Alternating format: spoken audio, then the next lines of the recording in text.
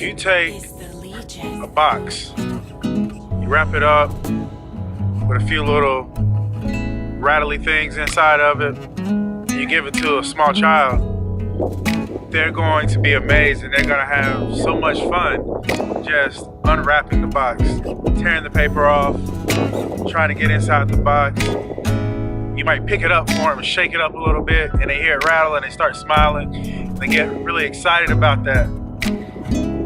And then they finally open the box and there's this one little bitty toy in that box. The box was like 10 times the size of the toy. But that one little bitty toy is colorful, it's something new, it's probably shiny, and they can't wait to get it open so that they can play with it. So you open it for them and they have fun for hours with that toy.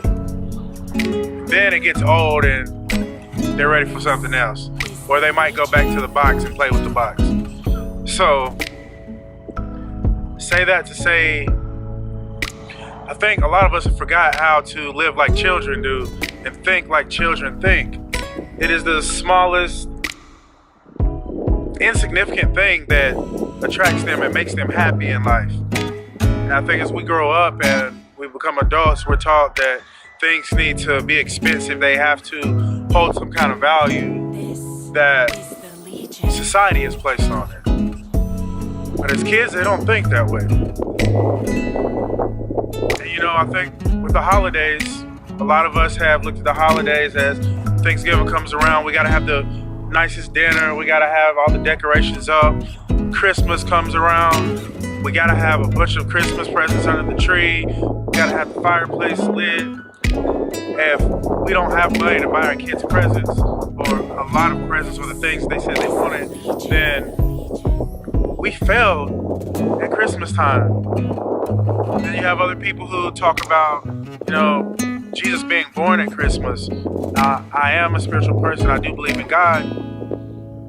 But I found something that was more valuable to me than the fact that we're celebrating because Jesus was born, or it's the time of year that we give a lot of presents away.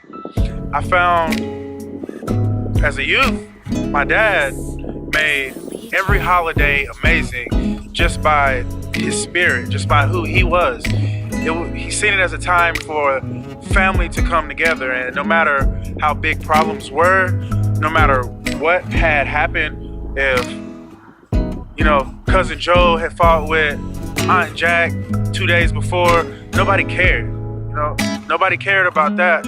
On that day, it was supposed to be a time for the family to come together and laugh and play, and the kids to see family members they hadn't seen in a while. You know, old cousins to come and hang out and talk about their childhood. You know, for us to learn about our parents, for us to learn about where we came from. You know, to Christmas time, we all sang songs together. You know, we really didn't care about the presents. Like, the presents were the very last thing that happened. Before the presents happened, we sat around, we talked, we might have played a little pool. We might have, you know, just went out and invited people around the neighborhood to come and enjoy Thanksgiving or Christmas with us because they didn't have a family to share that with. But we got away from those things. And those are the things that make every moment special. Those are the things that make the holiday special for us. I think that if we could get back to realizing that Christmas is a time that we should be the most grateful for, is sharing those moments with our family. Thanksgiving is a time where everyone gets together. Everyone dwells together in unity. Everyone can be happy. Nothing else matters at that moment. It's a time for our family. It's a time for us to be loved and share love.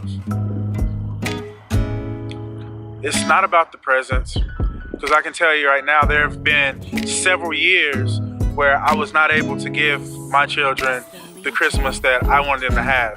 In fact, I wasn't able to put Christmas presents under their Christmas tree until the 31st of December, because that's when I got paid.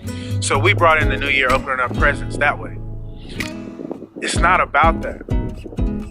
And here's the funny part. I'll tell you the story. I remember one year I wasn't able to do Christmas until December 31st. And I went to the store, I took my son with me. We went to Walmart, I let him pick out everything that he wanted. And we picked it all out, picked everything out. And then I decided to find the few things that I knew that I thought he would really like the most and just get those and put the other stuff back. Because I didn't have a lot of money, but I still wanted to make sure I made this a very nice Christmas. So I remember there was one toy I put back. It was a $7 Batman toy. But he still had a DVD player. He had a brand new TV. He had some really big toys that I thought he would like, remote control cars and stuff like that. So I got the stuff that I thought he would really want, and we took it home. I wrapped everything up while he was asleep. And then I woke him up the next morning excited, happy that he gets to open Christmas presents. And he opens everything up, still half asleep, but it's like, I got presents, so I'm gonna open them. He opens his presents, and when he finishes opening everything, he's looking around the tree, and I'm trying to figure out why is he still looking around the tree. And I said, Javi, what's wrong? He said, where's my Batman toy? I was actually so upset I wanted to take everything back to the store because the only thing he cared about was that $7 Batman toy that I did not get. He didn't care about the DVD player. He didn't care about the TV. He only cared about that one toy that I put back because I didn't think it was a big deal. So the significance of that story is to show you that it's not about how much money you put into it. It's about the thought. It's the little things that count. Each and every one of you have heard the saying, greatness is a lot of small things done well. Well, that one small thing I didn't do was give him the Batman toy. But it's not about the material things. It's about your heart. It's about what you're willing to give this year. It's about what you're willing to give every year. It's about loving the ones that love you, the people who need your love, because you need their love too. That's what keeps this world going. And I think that if we got back to understanding the spirit behind it all, the love behind it all, that there wouldn't be all of these problems with, I don't have enough money for the holidays and people are being depressed and robbing people. People are killing people over an Elmo toy. I know you've seen that before. There's been all kinds of things that went wrong over stuff that doesn't matter. So a lesson that I missed growing up, well, I didn't miss it, I just didn't pay attention to it. It was the fact that my dad loved the holidays, and the holidays were always amazing because he loved his family. He loved to be able to share those moments with his family. It was never about what we could afford. If we're broke, we're broke. But guess what? We can still spend time together. We can still see family we haven't seen in forever. We can still love the people who love us. We can still love the people who we want to love us. And that's what it's really about. I'm teaching my kids more now that, hey, this is a time that we come together and be happy and eat good food and just have fun. It doesn't matter how many presents you got under the tree. You should actually want to go give presents to the people who can't afford them. Why should you have to be the one receiving all the time? This year I challenge you and your family to go and give back to someone who can't afford what you can afford. Even if you can only afford a very small Christmas, I still challenge you to go give to someone who can't afford the Christmas that you can afford. Care about somebody else this year. Invite someone to your home to share dinner. And not just for Christmas. You should be willing to do this anytime that you see someone who is struggling, someone who can't do the things that you can do. Any time of the year, invite someone to have dinner with you. Go out and give back. Go volunteer at a children's shelter, at a homeless shelter. Go volunteer at a hospital. My son was born at 6 months and 23 days. And that hospital is the reason that he's alive today. He's 2 years old, almost 3 now. That hospital is the reason he's still alive. I have a goal to be able to donate $100,000 to this hospital just because of what they did for him, the miracle that they were for him. And that's powerful. I challenge each and every one of you watching this video to go out and give back to your community.